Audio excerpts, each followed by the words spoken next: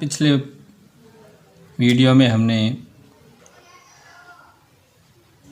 प्रतिरोध किन किन कारकों पर निर्भर करता है इसके बारे में पढ़ रहे थे। हमने दो कारकों के बारे में पढ़ा था कि प्रतिरोध है वो चालक की लंबाई के समानुपाती होता है और चालक की अनुप्रस्थ काट के क्षेत्रफल जिसे हम मोटाई बोलते हैं उसके व्युत्क्रमानुपाती होता है। हम जहाँ पे हमने टॉपिक ख़त्म किया उससे आगे हम पढ़ना शुरू करते हैं। हमने जहाँ टॉपिक ख़त्म किया था वहाँ बीच में एक विशिष्ट प्रतिरोध या प्रतिरोधकता एक नियतांक आया था जिसके बारे में आज हम अध्ययन करेंगे और इसके पश्चात हम चाल का प्रतिरोध जो अन्य दो कारक जैसे लंबाई है, पदार्थ की प्रकृति है, उन पर भी निर्भर करता है, उनके बारे में भी आगे पढ़ेंगे। तो पहले हम पढ़ते हैं प्रतिरोधकता क्या चीज़ है। हमने पिछले टॉपिक में पढ़ा था कि R बराबर के L अपॉन ए। हमने पढ़ा कि K है वो एक K को क्या बोलते हैं, K एक स्थिरांक है जो समानुपाती का निशान हटाने पर हमें प्राप्त हुआ था। यहाँ K एक स्थिरांक है जिसे हम चालक पदार्थ का विशिष्ट प्रतिरोध या प्रतिरोधकता कहते हैं। अब ये प्रतिरोधकता की परिभाषा क्या होगी, इसे हम किस प्रकार परिभाषित करेंगे, ये पढ़ेंगे आज। तो सबसे पहले हम पढ़ते हैं प्रतिरोधकता की परिभाषा कि प्रतिरोधकता क्या है। तो प्रतिरोधकता जैसे हमने सूत्र पढ़ा R बराबर के L अपॉन ए। यदि हम यहाँ पे लंबाई है, जैसे ये चालक तार है, एक चालक तार बेलनाकार होता है, तो L को मान ले, हम लंबाई को मान ले 1 मीटर या 1 इकाई जिसे बोलते हैं, और अनुप्रस्थ काट का जो क्षेत्रफल जिसे मोटाई बोलते हैं उसको मान ले 1 मीटर स्क्वायर। तो दोनों का मान हमने इकाई मान लिया, 1 मान लिया। अब ये दोनों मान जब हम इस सूत्र में रखते हैं तो A का मान रख दिया हमने 1 मीटर। पहले हम इसका पक्षांतरण करेंगे, हमें K का मान निकालना है। तो K को हम इधर रखेंगे, L अपॉन A को इधर ले जाएंगे तो ये A बटा L हो जाएगा। ठीक है, तो R बराबर के L अपॉन A, L बटा A को जब हम बराबर के निशान के दूसरी तरफ पक्षांतरण करेंगे तो यह दूसरी तरफ जाके A बटा L है वो L बटा A है वो A बटा L हो जाएगा। तो K बराबर हो जाएगा R A बटा L। ये है विशिष्ट प्रतिरोध या जिसको हम प्रतिरोधकता कहते हैं। कि यहाँ पे हमने A का मान है वो 1 मीटर स्क्वायर रखा, L का मान है वो 1 मीटर रखा और 1 बटा 1, तो K बराबर आ गया। इन दोनों का मान इकाई हो गया तो ये तो निरस्त हो गए, इनका कोई एक का कोई मतलब नहीं है। तो K बराबर आ गया R। तो हम परिभाषा जो लिखेंगे वो क्या लिखेंगे, अब इसकी परिभाषा जो हमने चालक तार की लंबाई 1 मीटर ली है, उसका अनुप्रस्थ काट का क्षेत्रफल जो हमने 1 मीटर स्क्वायर माना है, उसके अनुसार इसकी परिभाषा क्या होगी, अर्थात इकाई लंबाई, यानी एक लिया मान हमने इसलिए हम बोलेंगे इकाई लंबाई, और अनुप्रस्थ काट का क्षेत्रफल भी हमने 1 लिया तो उसे बोलेंगे इकाई अनुप्रस्थ काट का क्षेत्रफल। तो इकाई लंबाई व इकाई अनुप्रस्थ काट के क्षेत्रफल वाले तार का प्रतिरोध होता है R। तो इकाई लंबाई व इकाई अनुप्रस्थ काट का क्षेत्रफल वाले तार का प्रतिरोध, जिस तार की लंबाई इकाई हो और उसका अनुप्रस्थ काट का क्षेत्रफल भी इकाई हो, तो उस तार का जो प्रतिरोध होगा उसे ही हम क्या, वो किसके बराबर होगा, K का मतलब यहाँ पे विशिष्ट प्रतिरोध। तो उस तार का प्रतिरोध क्या कहलाएगा, विशिष्ट प्रतिरोध या प्रतिरोधकता कहलाती है। ये कई बार ये इंपॉर्टेंट प्रश्न है, ये परिभाषा आती है प्रतिरोधकता की, तो ये परिभाषा हमें लिखनी है। लेकिन ये दिमाग में रखना है कि प्रतिरोध अलग चीज़ है, प्रतिरोधकता अलग चीज़ है, दोनों को एक नहीं मानना है कभी भी। प्रतिरोध की परिभाषा अलग है जो हमने पिछले टॉपिक में पढ़ा था कि प्रतिरोध की परिभाषा क्या होती है। तो हमने पढ़ा था चालक में आवेशों के प्रवाह में उत्पन्न बाधा, प्रतिरोध मतलब बाधा। कोई भी आवेश में, कोई चालक में आवेश प्रवाहित होता है तो उसके मार्ग में जो बाधाएं आती हैं उन्हें प्रतिरोध कहते हैं, और ये परिभाषा है प्रतिरोधकता की। तो प्रतिरोध अलग है, प्रतिरोधकता अलग है। अब हम पढ़ते हैं प्रतिरोध का मात्रक ओम होता है। प्रतिरोध का मात्रक ओम जो हमने पीछे पढ़ा ओम के नियम में। लेकिन प्रतिरोधकता का मात्रक क्या होता है, तो उसके सूत्र से ही उसका मात्रक निकालते हैं। सूत्र होता है K बराबर R L अपॉन ए। K यहाँ पे प्रतिरोधकता है, ये किसके बराबर होता है, R L अपॉन ए। R का मात्रक ओम, R क्या है यहाँ पे, प्रतिरोध जिसका मात्रक ओम होता है। लंबाई का मात्रक मीटर होता है। क्षेत्रफल का मात्रक मीटर स्क्वायर होता है। तो मीटर स्क्वायर से 1 मीटर कट गया, मीटर स्क्वायर ऊपर आएगा, नीचे मीटर आएगा, तो मीटर से 1 मीटर स्क्वायर कट गया, तो यहाँ पे बच गया ओम गुणा मीटर, नीचे मीटर कट गया और इसमें स्क्वायर कट गया, तो ओम गुणा स्क्वायर से मीटर कट गया, तो यहाँ पे ओम बच गया और गुणा में मीटर बच गया, तो इसका मात्रक हो गया ओम मीटर या ओम मीटर, इसको मात्रक हो गया। तो प्रतिरोधकता का मात्रक क्या होता है, अगर प्रश्न आए कि प्रतिरोधकता का मात्रक क्या होता है, ओम मीटर। प्रतिरोध का मात्रक क्या होता है, केवल ओम। प्रतिरोध का मात्रक केवल ओम होता है और प्रतिरोधकता का मात्रक ओम मीटर होता है। ऐसे प्रश्नों में कन्फ्यूजन नहीं होना। अब हम बात करते हैं अन्य कारक। हमने 2 कारक 4 कारकों पर निर्भरता के बारे में पढ़ा, 2 के बारे में हमने पढ़ लिया, 2 के बारे में भी और पढ़ेंगे कि चालक तार का प्रतिरोध किन किन कारकों पर, तो 2 हमने पढ़ लिए, लंबाई और अनुप्रस्थ का क्षेत्रफल। अब तीसरा पढ़ते हैं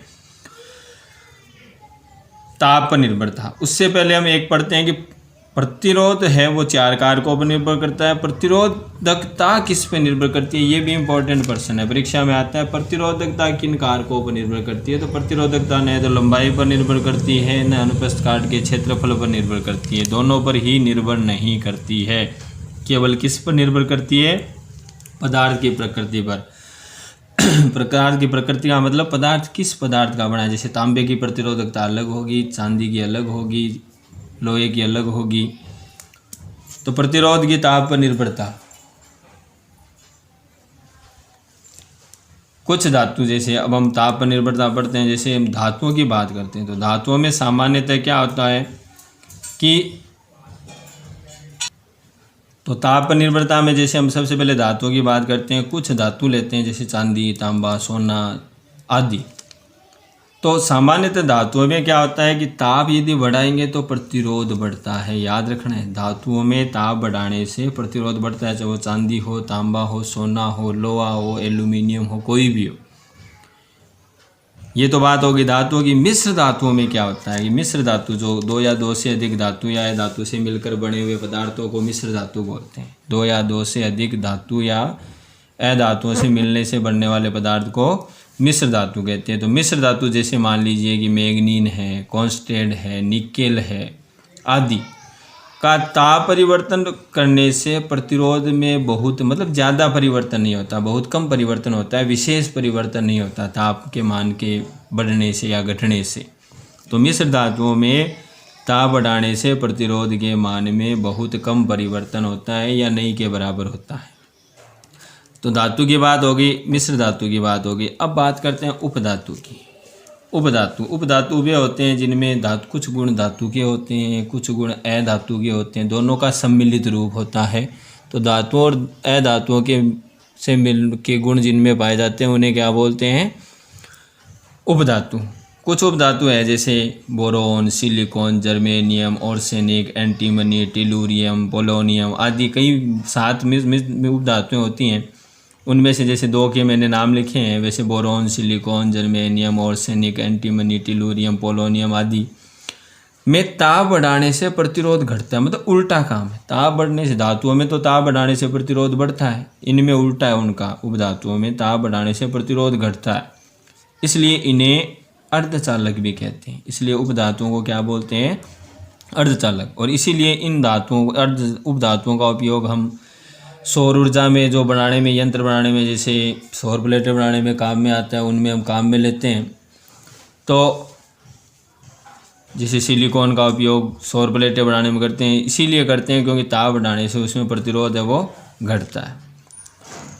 कुछ धातुओं जैसे अब कुछ धातुओं में कुछ अपवाद है, जैसे ताप कम करने से एक निश्चित ताप पर, यानी एक ताप कम करते जाएं और एक निश्चित ताप पर जाने के पश्चात प्रतिरोध है वो शून्य हो जाता है। मतलब ताप अगर इतना कम कर दें कि एक निश्चित ताप पर उसका प्रतिरोध क्या हो जाता है, शून्य। इसका इन पदार्थों को क्या बोलते हैं, अतिचालक। तो परीक्षा में आता है अतिचालक पदार्थ किसे कहते हैं। तो ताप कम करने से जिन पदार्थों का प्रतिरोध शून्य हो जाता है उन्हें अतिचालक पदार्थ कहते हैं। जैसे उदाहरण है पारा। पारे का प्रतिरोध 4.2 केल्विन ताप पर प्रतिरोध शून्य हो जाता है, ये इसका एक उदाहरण है। तो इस प्रकार से ये तीसरा टॉपिक हमारा इसमें पूरा हो गया। लंबाई और अनुप्रस्थ काट के क्षेत्रफल के बाद में ताप की पदार्थ है वो ताप प्रकृति पर किस प्रकार, ताप पर किस प्रकार निर्भर करता है। तो उसमें धातुओं में अलग है, मिश्र धातुओं में अलग है, उपधातुओं में अलग है। अब हम चौथा बात करते हैं पदार्थ जो प्रतिरोध की प्रकृति पर निर्भरता कि प्रतिरोध है, प्रकृति का मतलब किस पदार्थ का बना हुआ है। उदाहरण के रूप में हम चांदी, तांबा या सोना या एल्यूमिनियम पदार्थ के 4 चालक तार लेते हैं। जैसे 4 तार के टुकड़े ले लिए, मान लीजिए 1-1 मीटर ले लिया, 1 mm मोटा ले लिया, मतलब जो भी तार लेने हैं उन सब की लंबाई और मोटाई समान लेनी चाहिए। पदार्थ अलग अलग है, जैसे एक तांबे का लिया, एक एल्यूमिनियम का लिया, एक चांदी का लिया, एक सोने का लिया। अब चारों का प्रतिरोध ज्ञात करेंगे। जब चारों का प्रतिरोध ज्ञात करने पर क्या प्राप्त होता है कि हम चांदी, तांबा, सोना, एल्यूमिनियम पदार्थ के 4 चालक तार लेते हैं जिनकी लंबाई सब और अनुप्रस्थ काट, लंबाई सबकी समान, अनुप्रस्थ काट का क्षेत्र मतलब मोटाई सबकी समान, और फिर उनका हम प्रतिरोध याद करते हैं तो पाते हैं कि एल्यूमिनियम का प्रतिरोध सबसे ज़्यादा है। प्रतिरोध मतलब एल्यूमिनियम का प्रतिरोध सबसे ज़्यादा आता है, तो एल्यूमिनियम का प्रतिरोध है वो सबसे ज़्यादा और चांदी का सबसे कम प्राप्त होता है। तो इसका मतलब क्या हुआ, जिस पदार्थ का प्रतिरोध जितना ज़्यादा होता है वो उतना ही हीन चालक, हीन का मतलब बुरा, उसकी चालकता उतनी कम होती है, और चांदी है वो उसका प्रतिरोध सबसे कम होता है तो वो उतना ही अच्छा चालक होगा। लेकिन चांदी, सोना ये महंगे होते हैं, इसलिए तांबा इससे बढ़िया रहता है। चांदी के बाद में प्रतिरोध है वो चांदी से थोड़ा सा ज़्यादा किसका होता है, तांबे का, इसलिए तांबे का ज़्यादा बढ़िया रहता है। तो एल्यूमिनियम का प्रतिरोध सबसे अधिक और चांदी का सबसे कम प्राप्त होता है। तो एल्यूमिनियम का प्रतिरोध सबसे ज़्यादा, सोने का उससे कम, तांबे का उससे कम और चांदी का सबसे कम प्रतिरोध होता है। जिस पदार्थ का प्रतिरोध जितना कम होता है वो उतना ही अच्छा चालक होता है। तो चालकता के अनुसार अगर हम इनका क्रम लिखें तो हमें पता चलता है कि पदार्थ का प्रतिरोध जितना कम होगा उतना ही वो अच्छा चालक होता है। तो चालकता के अनुसार क्रम मतलब सबसे बढ़िया, चालकता के अनुसार चांदी सबसे बढ़िया रहती है, उसके बाद तांबा, उसके बाद सोना, उसके बाद एल्यूमिनियम।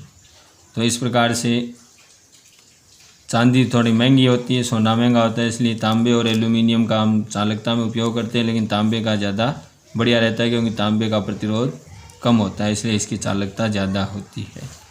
तो ये हमने आज टॉपिक पढ़ा, जो पढ़ रहे थे वो पूरा हो गया है। तो भैया अपने घर में रहें, समय का सदुपयोग करें, जो भी आपको काम दिया जाता है वो समय पर पूर्ण करें और मैसेज करते रहें। नंबर है 9309049107। इस नंबर पर आप जो भी आपको काम दिया जाता है वो करने के पश्चात मैसेज करें ताकि मेरे को ध्यान में रहे। धन्यवाद।